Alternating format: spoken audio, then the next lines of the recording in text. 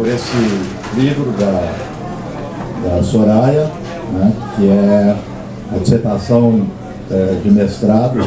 Eu tive o privilégio de participar da banca, e o local aqui, né, o Aljânia, que tem se transformado num verdadeiro centro cultural e intelectual de debates da questão palestina, da questão do Oriente Médio e de qualquer outra questão que diz respeito àquilo que também diz respeito à Palestina.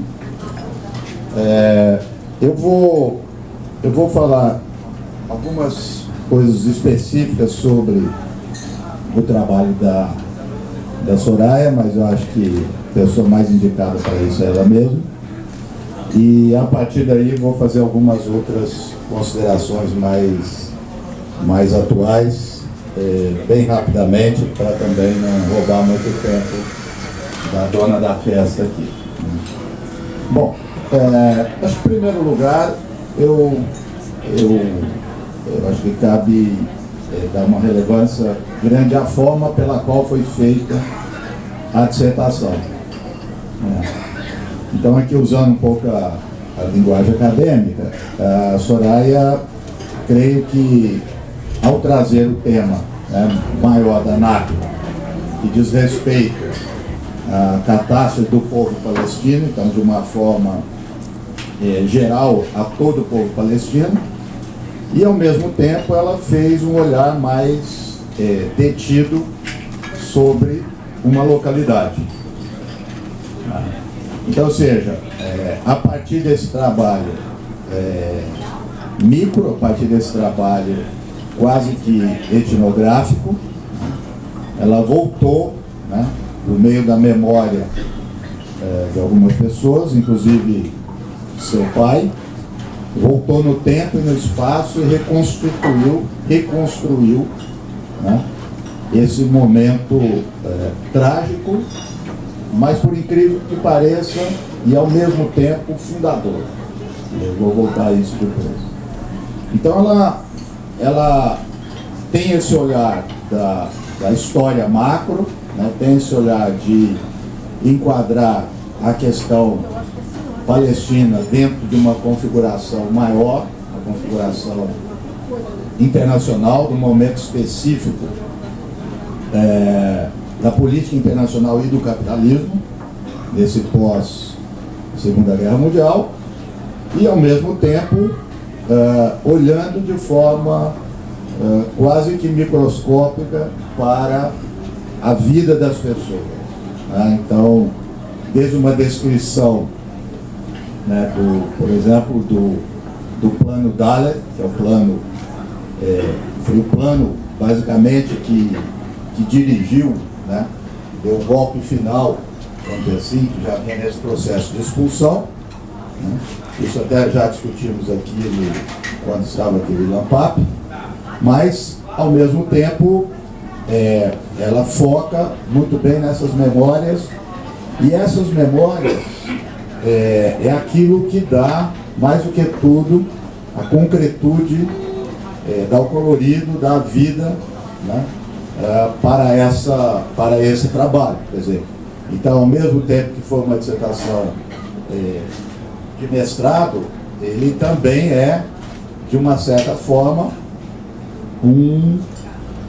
uma questão pessoal, não uma pessoal no sentido individualista, mas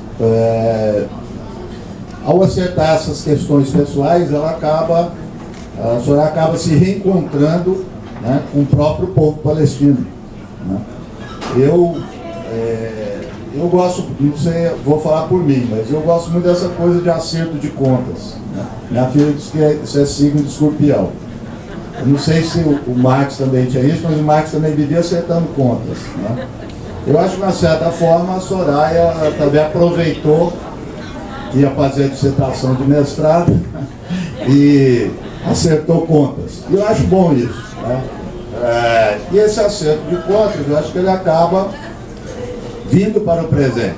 Isso não é ao ler o livro, ao ler esses relatos, quer dizer, a Nakba, ela diz respeito a hoje. E ela diz respeito, inclusive, para a gente pensar daqui para frente, né? Então, quando eu disse, pode ser paradoxal o que eu disse, né, que é a catástrofe, mas ela também é um ato fundador. Porque, por meio dessa memória, que é constantemente atualizada, né, a Nakba acaba conferindo aquilo que os sionistas mais rejeitam, que é a identidade palestina. Então a identidade palestina vai se reencontrar, vai ganhar força, vai ganhar dramaticidade, e é isso mesmo. Quer dizer, os atos fundacionais, eles são trágicos, não poderia ser de outra maneira. Vai se encontrar na Nakba, né? Uma palavrinha, mas uma palavra que não por acaso, não me lembro se foi em 2008, que o governo de Israel, de forma oficial, proibiu. A palavra Nakba não pode ser dita, não pode ser escrita. Então, obviamente, é uma palavra que ela tem um poder muito grande, né, de reavivar a memória das pessoas. O que é interessante é que alguns relatam que ela foi, mesmo entre alguns grupos palestinos, eles não se sentiam encorajados em pregar essa palavra, porque num certo momento parecia que era uma derrota, parecia que era um pesar, parecia que era uma vergonha, né? Mas tal como a memória não é algo fixo, ela foi se reconstruindo. E hoje é muito orgulho no sentido de lutar por isso, de empregar a palavra Nakba, levantar a bandeira da Nakba e, portanto, ao mesmo tempo, não deixar de forma alguma que outros eventos posteriores, igualmente trágicos, né, como a ocupação da Cisjordânia e Gaza na guerra, chamada Guerra dos 6 Dias, que está fazendo agora 50 anos. Então é importante que não se deixe que esse evento, 50 anos, como se fez e como se tenta fazer quase sempre, né, venha nos esquecer da Nakba. Então é interessante que quando se fala ocupação, né, para boa parte das pessoas, isso é porque é uma narrativa que faz com que isso aconteça, se remete apenas a 67. Né? Então se transformou inclusive numa tática para justamente articular ocupação com um pequeno ou com algum desvio de um grupo específico sionista, e que, portanto, vamos dizer assim, essa mácula de 67, ela pode ser facilmente limpada, né, que é o chamado sionismo de esquerda, né? Muitos adeptos, inclusive aqui no Brasil, né, que acha que o problema, que a questão chamada questão palestina, que a ocupação, que o processo que vem de expulsão dos palestinos é um problema de percurso que aconteceu em 1967 e que, portanto, isso pode ser resolvido. Então, falar de 48, falar da Nakba, ele impede que isso venha a se estabelecer. Muito bem. Quando eu disse aqui que a questão ela é particular e ela é universal, né, eu diria, e aí eu vou fazer uma outra ponte, vou além aqui da questão específica que a Soraya está tratando, mas conectar essa questão com algo muito maior, que é um projeto, né, que está aqui no livro da Soraya, mas que não era o objetivo dela abordar a política internacional como um todo, mas era um objetivo muito claro daquele momento pós-Segunda Guerra, que era uma certa renovação do colonialismo. Né? O colonialismo, o projeto colonialista, ele começou a sofrer alguns reveses pós-Primeira Guerra Mundial, se redefiniu, né? E o Oriente Médio foi o laboratório para isso. O primeiro laboratório de redefinição do colonialismo, o colonialismo moderno do século XX, foi o Oriente Médio. Com a desintegração do Império Otomano, as potências europeias, os Estados Unidos, chegou a um acordo com as potências europeias que não poderia ser reeditado o colonialismo tal como ele era praticado pelos europeus, isso não era possível mais, mas também essas nações não poderiam ter autodeterminação. Então tentar encontrar uma outra fórmula, uma fórmula híbrida, que é uma grande invenção norte-americana, que é o sistema dos mandatos, né? Então a Palestina, por exemplo, ficou lá sob o sistema de mandatos dos britânicos. O que é o sistema de mandatos? É para dizer que esses povos não têm capacidade para o autogoverno e, portanto, precisam de uma tutela. Então o sistema de mandatos ele veio moldar isso.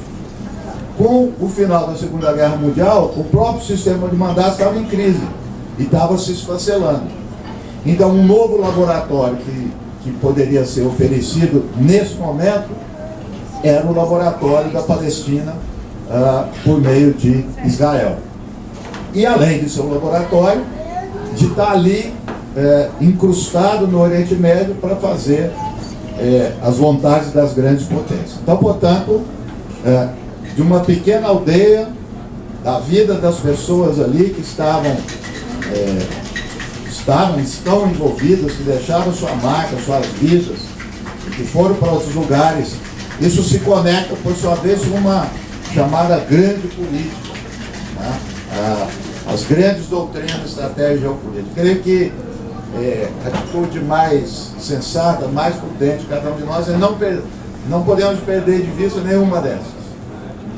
Se a gente perde de vista essa parte que a Soraya se dedicou mais, né, a militância deixa de ser, não tem vida. Né? Nós não vemos as pessoas, acho que é o momento aqui que ela fala, uma pessoa que sente o cheiro do limão, da laranja, das ruas que ele passava, e isso acomete todos nós. Eu também sou muito isso, do cheiro, né, da sensação. Isso é fundamental para a vida de todo mundo e a análise política fica muito gelada, fica muito fria, não tem sentido político. Se nós esquecermos do marco, nós vamos acabar sendo, como se chamava antigamente, o inocente útil. Vamos pensar que nós estamos fazendo o máximo quando nós estamos realizando, né, pequenas coisas que não se remetem às grandes decisões políticas, as questões que se remetem à economia política, assim, e ao mesmo tempo, e essa é a terceira questão que eu queria destacar, é que a luta palestina é uma luta universal, né? Ao mesmo tempo que articula o individual com o coletivo na comunidade palestina, ela também se articula com as outras lutas. Talvez seja por isso que a questão palestina ela é universal, né? Se a gente for olhar um pequenininho pedaço de terra, não tem petróleo, né? Não tem grandes riquezas, e por que ela tem tanto impacto? Né? É uma pergunta que constantemente as pessoas se fazem. Por que há debate no Brasil, Argentina, na Europa, quer dizer, todo lugar a questão palestina se articula? Porque ela acaba se articulando com as outras lutas, né? Quer dizer, a assimetria de poder, né? A relação das grandes potências com o domínio sionista, a luta contra a ocupação das terras pelos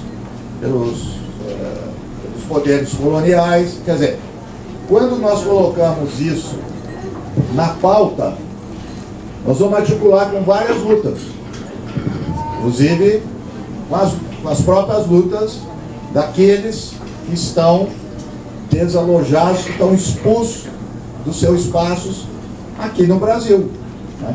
Então eu acredito que a questão palestina hoje, ela se articula muito bem com aquilo que alguns estão dizendo, e que não se usa a categoria, e eu tenho feito isso, categoria refugiado é uma categoria jurídica, ela não é sociológica, ela não é de identidade social, nem de imigrante.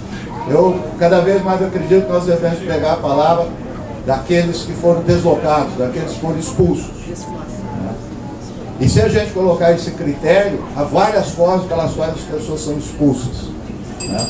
Desde os desastres ecológicos, ambientais, a fome, a expulsão pelo ato de violência explícita, né?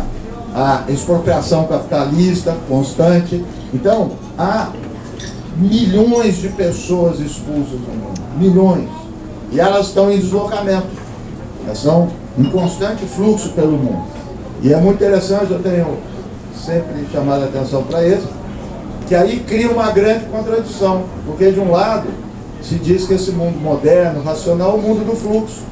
É o fluxo das mercadorias, é o fluxo da tecnologia, que não se conhece fronteiras, é a globalização. Mas, por outro lado, esses territórios, eles são de forma bem precisa, eles são demarcados, eles são vigiados, eles são controlados e eles são seletivos. Então, é essa tensão que temos presenciado hoje constantemente no mundo. Não por acaso, aqui no espaço do Aljânia, além dos palestinos, temos uma coleção de expulsos de vários lugares, né, Cris? O Cris sempre está aqui.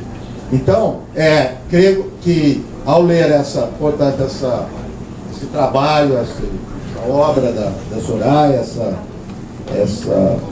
essa criação, vamos dizer assim, essa recriação que ela faz desse histórico, acredito que isso diz respeito a todos os palestinos, mas não só os palestinos. E aí eu acredito que a questão é universal.